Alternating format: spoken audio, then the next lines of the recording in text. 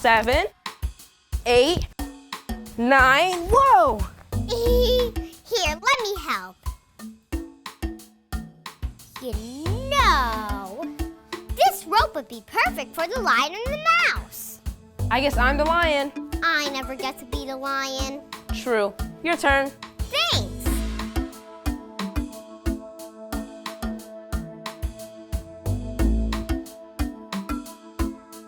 This is my nice, comfy rock. Don't forget your mane. Roar! Squeak. It sure is nuts being a big, strong lion. I think I'm gonna lounge around and relax. Arr! I smell seeds. Oops. Roar! Who dares wake me up? A teeny mouse? I could gobble you up. No, please let me go. And I promise to help you whenever you need it. How is a teeny tiny mouse going to help a great big lion? You're funny, mouse. In fact, I think I'll let you go.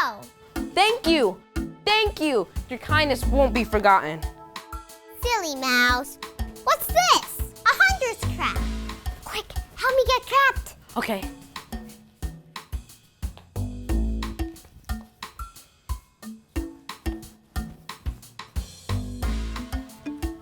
Good? Perfect. Roar! Roar! I'm stuck. I'm really stuck. Help! The great lion cried out, but not one animal in the jungle dared to help. No animal, that is, except the mouse, who had not forgotten the lion's kindness. Don't worry, lion. I'm here to help. Thanks, little guy. But if I can't get out of this trap, what are you going to do? I'll save you, just like you saved me. You really are funny. Aha! What? I'm free! Sorry I laughed at you, Mouse. Now I see, small friends can be the greatest friends of all. And that's our story. Of the lion and the mouse. The end. Hey, do you want to play jump rope? Yeah! You can go first. Thanks!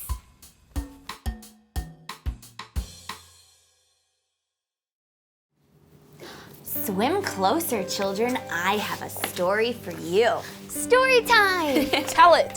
I will. Okay. Once upon a time, very, very deep in the clear blue sea, there lived a little mermaid. I know this story. Maybe.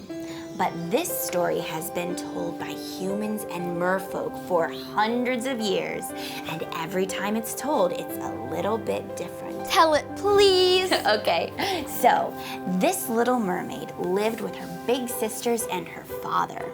King Triton, ruler of the ocean. That's right. Her father ruled over all the creatures of the ocean, that is, except the wicked sea witch who was jealous of his power. Now, this little mermaid was a bright, thoughtful girl who was always asking questions about the world above the ocean. She carefully collected and studied all of the land objects that sank down to the ocean floor, like a ship's anchor, a fork, and especially a statue of a boy who had no fish tail, but instead 2 long legs on which to stand. At last, the little mermaid came of age and was allowed to rise up and explore the surface of the ocean. And there, she saw an enormous ship where a human prince was celebrating his birthday as well. As the little mermaid watched in wonder, a terrible storm struck, and the crashing waves knocked the prince from his ship. But the brave little mermaid battled the waves and swam with the prince to a nearby beach. Once the prince was safe on shore, the little mermaid sang him a song more beautiful than any human had ever heard before. But just as the prince was about to open his eyes, a search party of humans arrived and the little mermaid leapt back into the sea. So the prince prince never got to see who saved his life. That's right. But the prince was determined to find this brave young woman whose beautiful voice he would never forget. And the little mermaid, who had also fallen in love with the prince, was now more determined than ever to find a way to live on land. Sea witch. That's right. The little mermaid went to the sea witch and begged her for a way to become human. The sea witch agreed to give the little mermaid legs, but only if the little mermaid gave the witch her beautiful voice. And worse, if the prince did not return the little mermaid's love and ever married another, the little mermaid would have to return to the ocean and belong to the sea witch forever.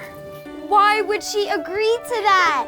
Well, the little mermaid was brave and determined, and she might not have thought through all of the bad things that could happen. Plus, she was in love. Ew.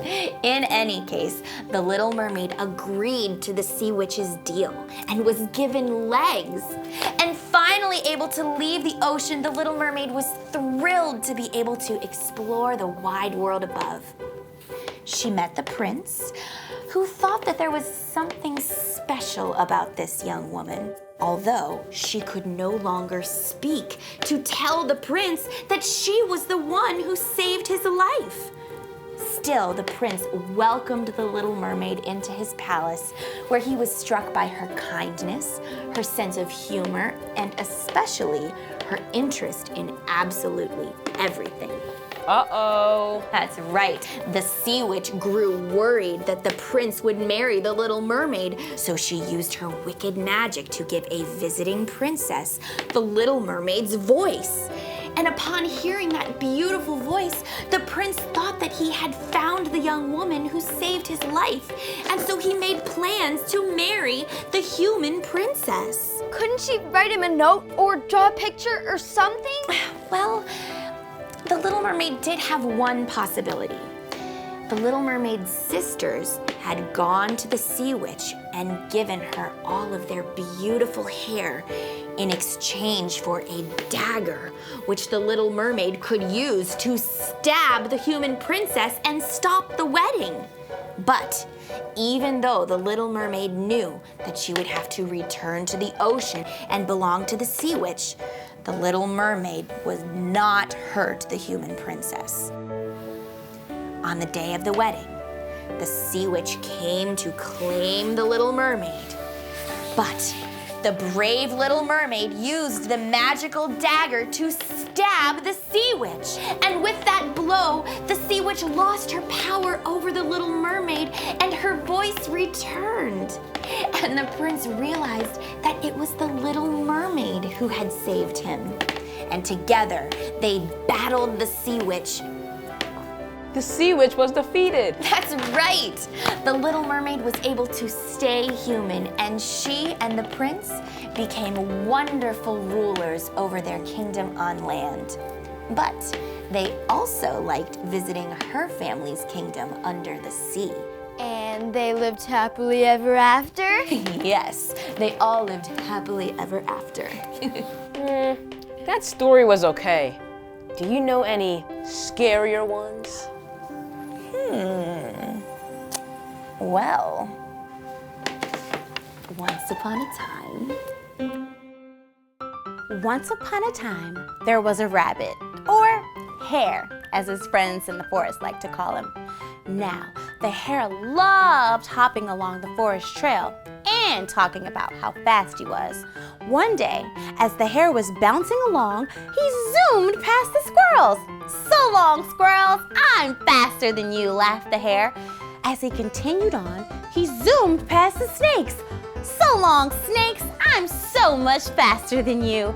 As the sun was beginning to set, the hare tripped over the tortoise, who was slowly plodding along the forest trail. "Tortoise, you're so slow, I thought you were a rock. You must be the slowest animal in the forest, and I am the fastest." The tortoise cautiously peeked her head out of her shell. "Hare, you're always bragging about how fast you are, but did you ever think how it makes your friends feel when you call them slow?" Since you're so fast, I challenge you to a race. What? The hare laughed. Tortoise, you couldn't beat a tree stump in a race. Laugh all you want, replied the tortoise, but I'll see you tomorrow for our race. So, the next morning, the hare came early to see all the forest animals gathered to watch the race. Okay, said the tortoise, we'll race down the path, through the field, and the finish line will be at the meadow. Let's go, replied the hare as he stretched his long, strong legs. The race began and the hare took off in a dash, leaving the tortoise behind. Do you give up yet? Called the hare. I won't give up, replied the tortoise. Slow and steady will win the race. So it wasn't long before the hare reached the field, where he saw rows and rows of carrots. And the hare thought to himself, I woke up so early to get to the race, I didn't have time for breakfast. That tortoise is so slow, I can eat all these carrots and still win the race. So the hare decided to stop for a snack. He ate as many carrots as he could, and after a long while, the tortoise slowly came up on the hare. What took you so long? Said the hare to the tortoise, as he took off in a dash, leaving the tortoise in a cloud of dust. But the tortoise didn't give up because she knew that slow and steady would win the race. It wasn't long before the hare reached the meadow. He could see all the forest animals waiting at the finish line. Just then, he felt the warm sun beating down on his tummy, and he called out to the animals, "That tortoise is so slow, I could take a nap and still win the race."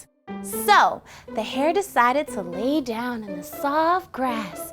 Shortly after, his eyes slipped closed and he was fast asleep. But the tortoise didn't give up. She kept plodding along the trail because she knew that slow and steady would win the race. All the animals gasped. Could the tortoise really win the race? The hare woke up from all the commotion and dashed towards the finish line. But he was too late. The tortoise won the race with one slow step over the finish line. All the animals cheered for the tortoise, but the hare cried, "That's not fair! I'm the fastest animal in the forest." You are really fast, hare, but you have a little to learn about being a good friend. Good race. The hare was so surprised that the tortoise didn't brag or tease about winning. Good race, replied the hare. You didn't give up, and you were right. Slow and steady did win the race. And the hare led all the forest animals in another round of cheers for his friend Tortoise. Congratulations, friend. And the hare never teased anyone again. The end. Look at that smug duck. This silly duck can't stop admiring himself in the mirror. Smug duck is very vain.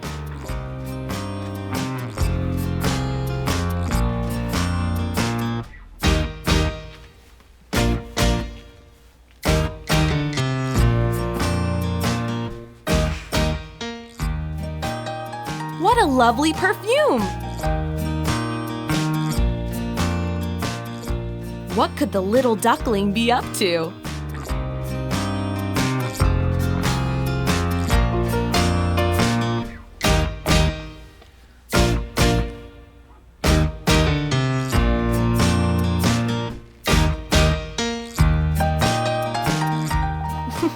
What a fiendish little duck! Be careful, Smug Duck!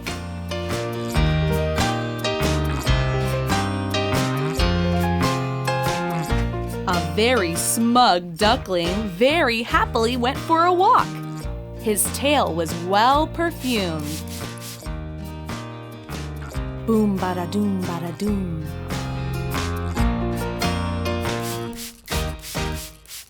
He crossed paths with a lady duck and wanted to win her affection.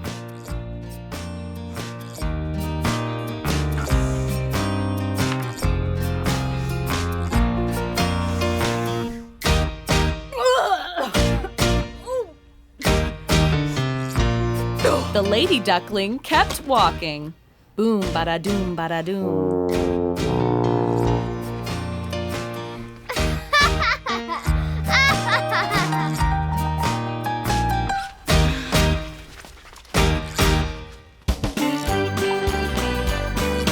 Mother Goose Club Playhouse.